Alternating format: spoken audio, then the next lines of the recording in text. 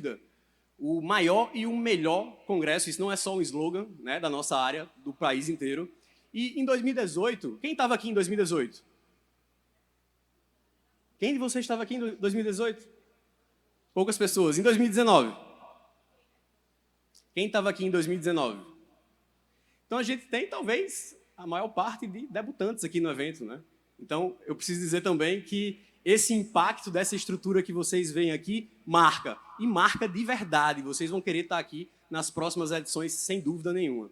E aí, em 2018, a gente estava ali fazendo um prelúdio, né? A gente estava antecipando o que no final do ano de 2018 veio a ser o provimento 188 do Conselho Federal da OAB, que eu tive a honra de ajudar a escrever e que é um marco na regulamentação dessa matéria no Brasil, sendo hoje, inclusive, o único diploma que a gente tem que toca especificamente nessa matéria. Mas eu não coloco aqui uma repetição da minha fala nem de 2018, nem de 2019. Eu acho que minha missão aqui é avançar cada vez mais para a gente ter uma formação de vocês enquanto estudantes, enquanto advogados e advogadas, que dê uma preparação para os desafios práticos que esse tipo de atividade carrega. Então, eu coloco a investigação defensiva aqui para vocês como uma porta que se abre para o direito no geral e para a advocacia criminal no particular, para as novas tecnologias, para o suporte das outras áreas dos saberes, né, para o suporte de qualquer área pericial, de qualquer recurso tecnológico que hoje esteja à disposição da sociedade. Eu considero a investigação defensiva uma segunda chance do direito e uma segunda chance da advocacia para deixar de lado o conservadorismo, uma postura reacionária que, no mais das vezes, tenta brecar o avanço, né? Que tenta impedir que, por exemplo, o direito se veja inundado, como todas as outras áreas da vida em sociedade atualmente, pelas novas tecnologias. Talvez o direito foi o último dos ramos da vida em sociedade que permitiu, né, essa interferência, essa evolução das novas tecnologias. E é esse aqui o meu papel hoje, tentar trazer essa interface para vocês. E sem querer ser cansativo, até porque a maioria de vocês não conhece esse tema, eu quero aqui só fixar algumas premissas mais iniciais para a gente poder avançar em questões mais específicas. Primeiro, a gente não tem uma lei que regulamenta esse tema no nosso país. Então, eu preciso saber se há legitimidade para a advocacia empreender o que a gente chama a sua função investigativa. Bom, eu não posso ter outra conclusão ao analisar uma série de princípios, até garantias fundamentais que estão no artigo 5º da Constituição e em outras partes do texto constitucional. Então, eu posso, por exemplo, dizer que a investigação defensiva é uma decorrência lógica da busca da igualdade material, da paridade de armas, do devido processo legal, da ampla defesa do contraditório. Eu não vou nem precisar perder aqui grandes palavras para vocês perceberem a relação dos temas. E também, e a gente sabe hoje que, principalmente depois da lei anticrime, com o processo penal acusatório é uma necessidade indesviável que se assegure a defesa técnica no processo penal. Mas aí um parêntese aqui, pessoal. A investigação defensiva, e esse é o recorte da nossa fala, afinal a gente está num congresso de direito penal, não serve só à advocacia criminal. Porque a investigação defensiva nada mais é do que dotar a advocacia de ferramentas, de possibilidades profissionalizadas de produzir prova. E me digam vocês se só quem trabalha com prova é o advogado criminalista. Não. Qualquer área da advocacia vai precisar de provas, de elementos de informação para lastrear as suas teses, para dar supedâneo às suas hipóteses jurídicas deferidas em cada estratégia processual. Porém, por outro lado, a gente não pode olvidar de uma necessidade assim, central, que é o advogado, e isso está no diploma geral de provas, do Estatuto da Nulidade da Prova, que garante à defesa técnica utilizar uma prova ilícita em favor do acusado. Mas aqui não. Aqui, quando o advogado ou a advogada se investe da sua função investigativa, exerce aqui o seu munus público, né, no último grau, fazendo, às vezes, aí, inclusive, de uma função pública que até bem pouco tempo atrás era monopolizada pelo Estado, a função investigativa. Então, com isso, a gente deve ter um respeito absoluto a todas as normas, inclusive as de direito internacional. Talvez a gente seja, e aqui eu me coloco como advogado, né, a única classe profissional do sistema de justiça criminal brasileiro que atenta para a importância das normas internacionais. Mas não só, obviamente, passando pelo respeito a todo o bloco de constitucionalidade, todas as leis do nosso país e todas as normas ético-disciplinares da nossa alma mater, né? A Ordem dos Advogados do Brasil. Com isso, pessoal, a gente precisa também entender que é ressignificado o papel da advocacia. A gente promove um avanço, um aprimoramento quantitativo, mas também qualitativo, tanto na administração da justiça quanto no sistema de segurança pública. Isso por quê? Qualitativamente, vou exemplificar aqui. Se eu tenho um ponto de vista processual que até bem pouco tempo atrás não era instrumentalizado, isso é, não tinha capacidade de produzir de uma forma robusta, de uma forma profissional, as suas próprias provas, e agora passa a ter, eu tenho uma melhora cognitiva do próprio processo penal. Porque eu tenho um avanço da qualidade da informação disponível, que passa a ser ali, então, escrutinada de ambos os lados, de ambas as partes do processo penal, fazendo valer, na prática, verdadeiramente, o contraditório, como diria Fadi Zalari. Por outro lado, se eu, por exemplo, tirar a roupagem do advogado de gabinete, né, de uma advocacia que eu chamo de gabinete, que, baseado ali no princípio da presunção de inocência, acreditava que qualquer prova deveria ser produzida pelo Ministério Público, porque o réu ele entra inocente no processo. Talvez seja o processo que vocês conhecem. O processo que eu conheço, o réu entra condenado. Se não tiver o que Auri e Alexandre Moraes da Rosa chamam de plot point, aquele ponto de virada, a pessoa sai do processo como entrou, condenada. Então, isso exige uma mudança de postura, uma mudança de perspectiva da advocacia, que não pode mais ficar em berço esplêndido esperando o resultado da prova produzida pelo Estado para definir o seu papel, para definir a sua atuação. Isso exige de nós hoje uma proatividade, uma autonomia, uma independência que vai levar, inevitavelmente, a, por exemplo, num viés antecipatório e preventivo, que o advogado que antes não atuava em nenhuma hipótese no inquérito policial, produzindo qualquer prova, possa provar ali, precocemente, de forma antecipada, uma legítima defesa ou um álibi que isente o investigado ou indiciado da cena de crime, ou qualquer outra situação que promova o arquivamento do inquérito, ou o arquivamento da denúncia em vez do oferecimento da denúncia, ou que municie o juízo processante daquele caso de elementos que viabilizem uma absolvição sumária, que é muito pouco vista no Brasil, apesar de já há mais de 10 anos, depois de uma determinada reforma pontual do nosso processo, para todos os procedimentos penais, ordinários pelo menos, a gente tem que quase nunca se observa na prática uma absolvição sumária. Mas por quê? Porque os advogados e advogadas não municiam o juízo com uma prova robusta que faça ele ver que ali há, na verdade, uma atipicidade de conduta, ou que ali há uma excludente de ilicitude, e assim sucessivamente. Não quero cansá-los. Por último, aqui nesse introito, eu queria dizer que a liberdade de atuação de vocês, advogados e advogadas que se prestam a esse papel, que se colocam nesse desafio, ele deve ser regrado por todas as normas do nosso país. E aqui não se almeja engessar de nenhuma forma a nossa atuação. Mas em determinadas situações mais complexas, que envolvem, enfim, um maior número de diligência, um maior número de aportes documentais, enfim, etc., a gente pode adotar uma metodologia própria, que aqui eu coloco como inquérito defensivo, vocês podem já ter ouvido falar como um auto de investigação defensiva, que é mais ou menos ali o que o inquérito policial significa para a polícia judiciária. O inquérito defensivo vai ser o autuado ali das diligências e dos aportes e dos achados e dos resultados que o advogado ou a advogada tiver ali no bojo da sua investigação defensiva. O cenário da regulamentação no Brasil, como eu falava há pouco, no início da minha fala, ainda é bem incipiente. A única norma que nós temos é o provimento 188 de 2018 do Conselho Federal da OAB, que eu deixo aí, ele é bem curtinho, tem 7 artigos, eu deixo como dever de casa de todos vocês para que conheçam e se interem dessa nova realidade que está posta no sistema de justiça criminal e no sistema de segurança pública brasileiros. Tá?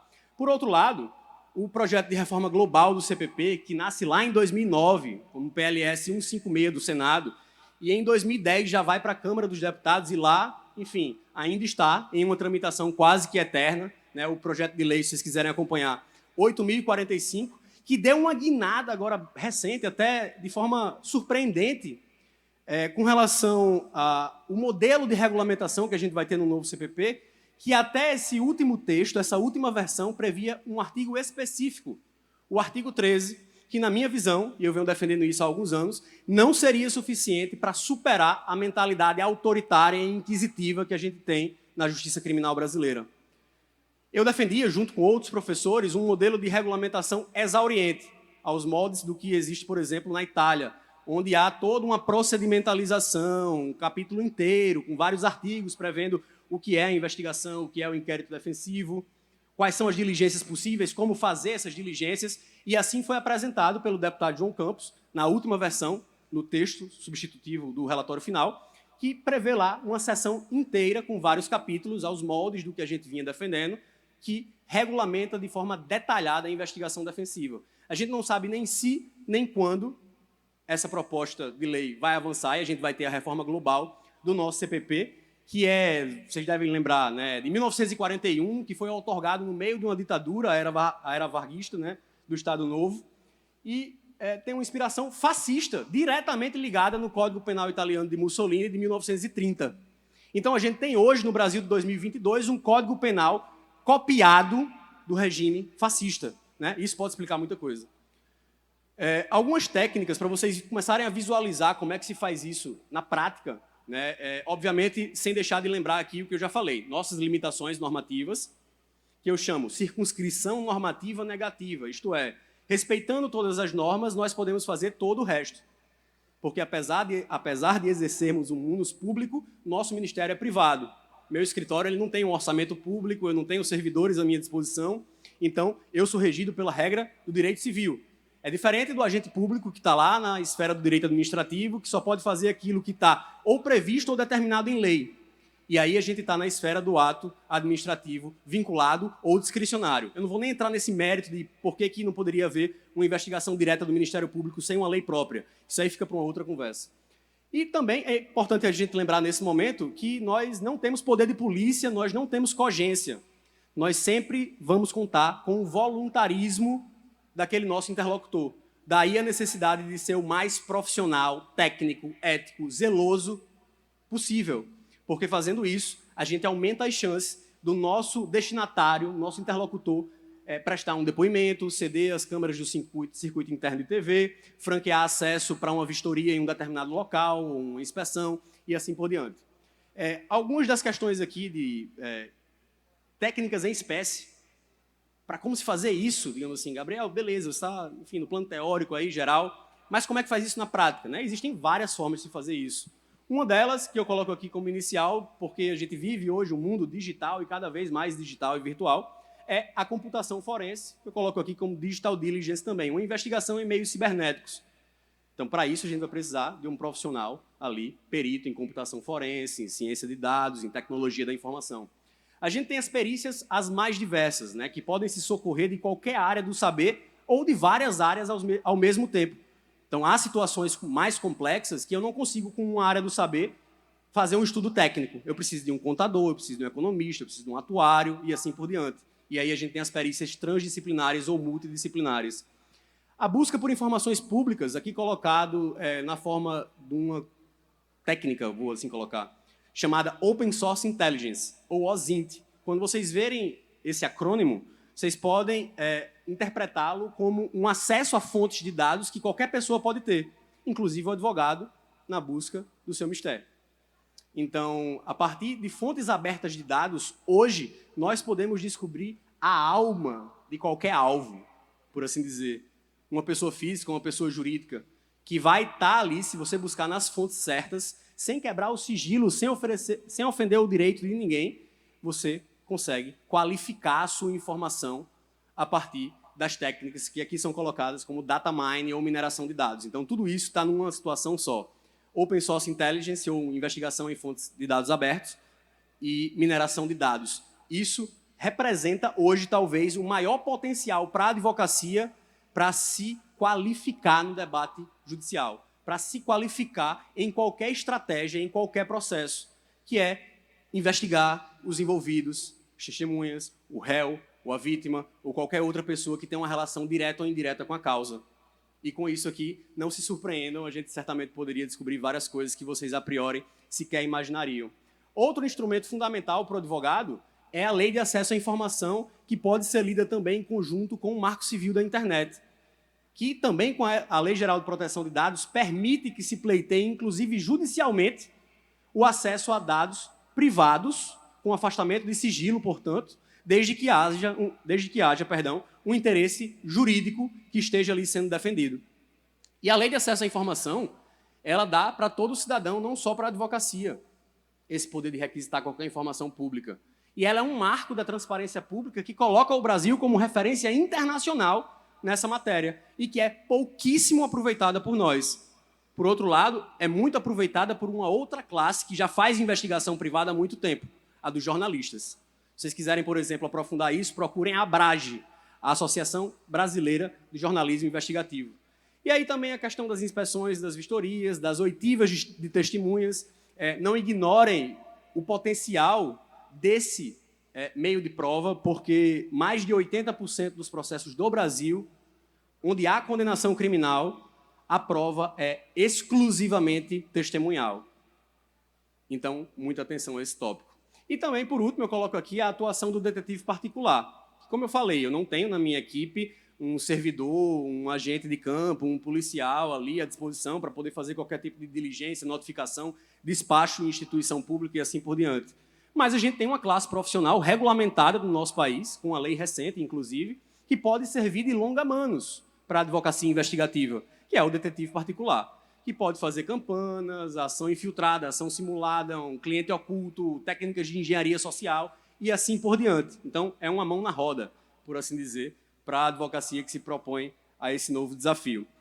E, por falar em desafio, eu coloco aqui algumas questões um tanto quanto problemáticas, que, na verdade, se aplicam à investigação defensiva, no particular, mas essas reflexões e preocupações poderiam ser levadas para qualquer área da advocacia. Isso aí é um sinal dos nossos tempos, certo?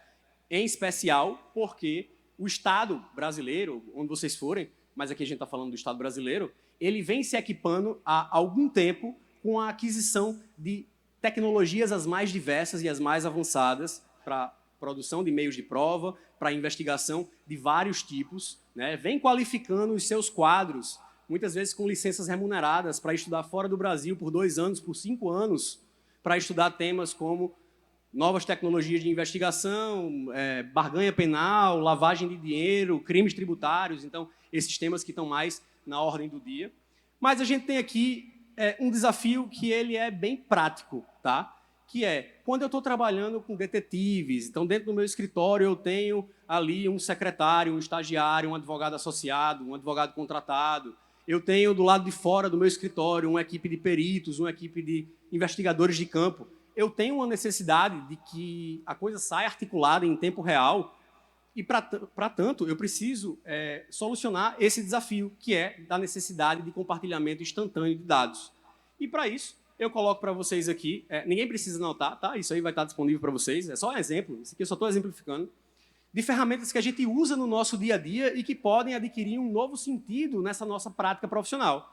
Aqui, como exemplo, eu coloco o Google Maps e o Google Earth, e ainda iria além, eu colocaria o Google Street View, onde a gente consegue ter uma imagem em tempo real, muitas vezes situadas cronologicamente de qualquer parte do planeta Terra.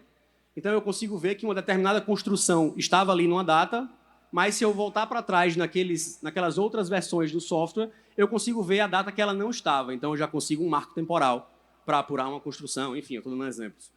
Aqui é uma outra situação, esse Relive.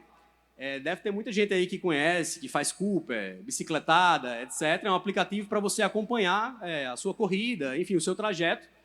E aqui nós podemos usar de uma forma simples, facilitada, gratuita, uma ferramenta sofisticadíssima para representar um percurso geográfico, que em processos penais podem ter diversas utilidades.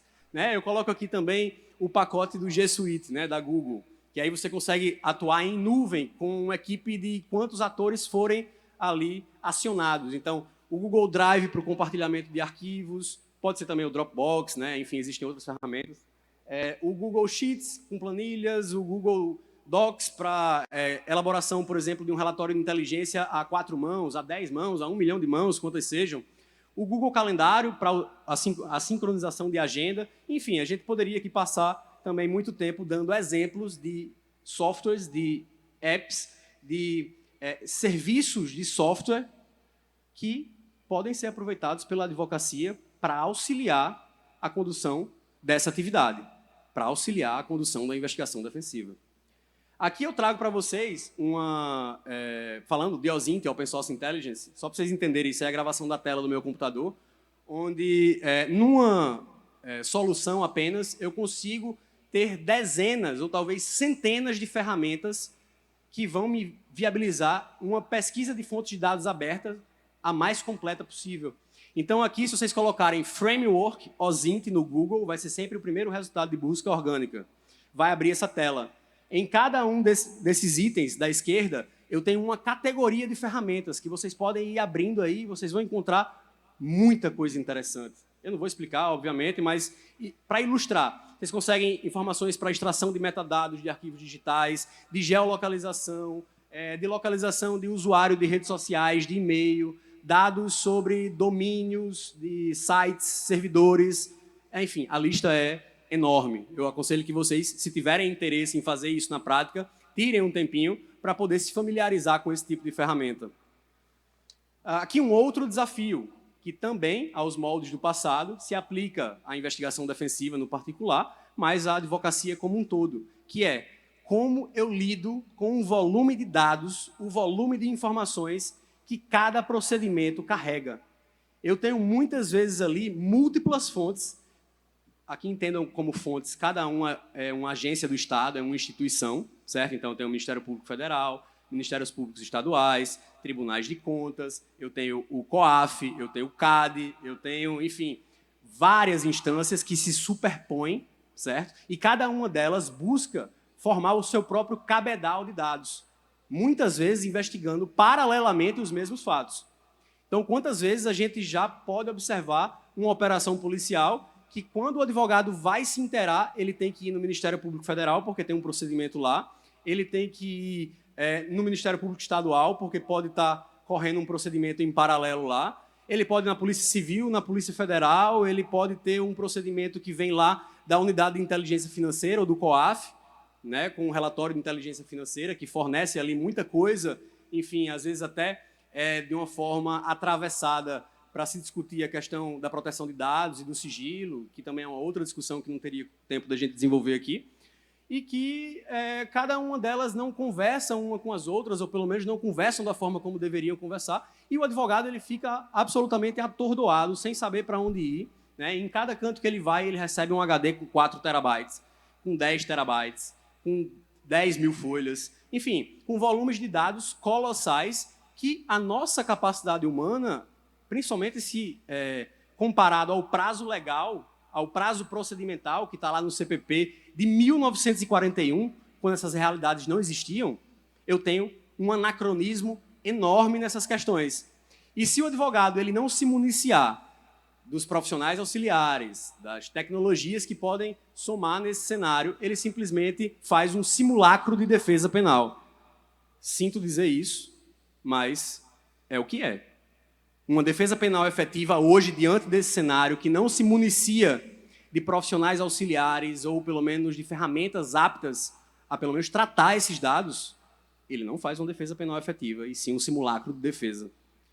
Porque, por exemplo, eu muitas vezes não consigo sequer abrir os dados que me são fornecidos pela polícia ou pelo Ministério Público.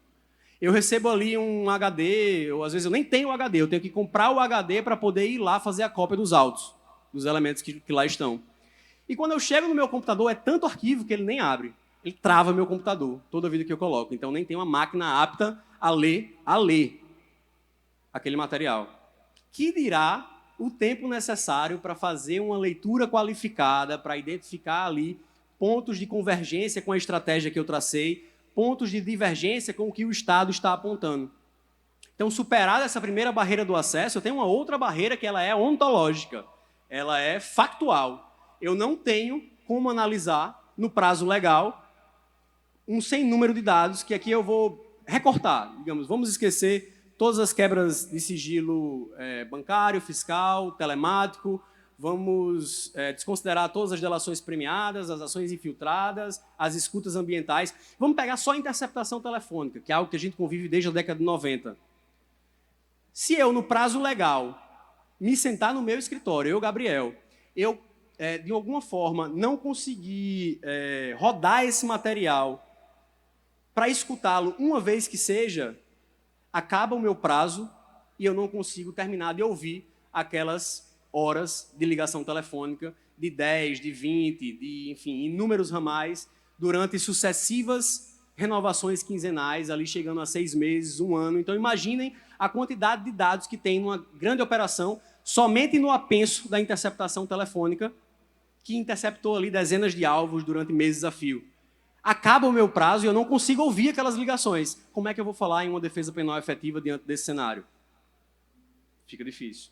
Então, a gente precisa se socorrer das novas tecnologias, como foi falado aqui na palestra do Zampier, a inteligência artificial, os bots, os algoritmos e outros recursos inovadores que eu coloco aqui como formas de otimização da compreensão dos elementos que estão ali postos. Então, vem a inteligência artificial, que permite um tratamento e um cruzamento de um grande volume de dados, de um grande volume de fontes.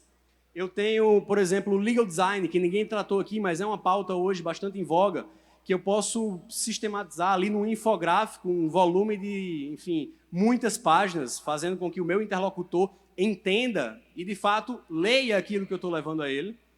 A mineração de dados, como eu falei, e pode usar ou não isso aqui, a inteligência artificial. Existem várias ferramentas que a gente tem hoje à disposição, mas nada impede que eu ou qualquer um de vocês busque as fontes diretamente e não pague nem um centavo para isso.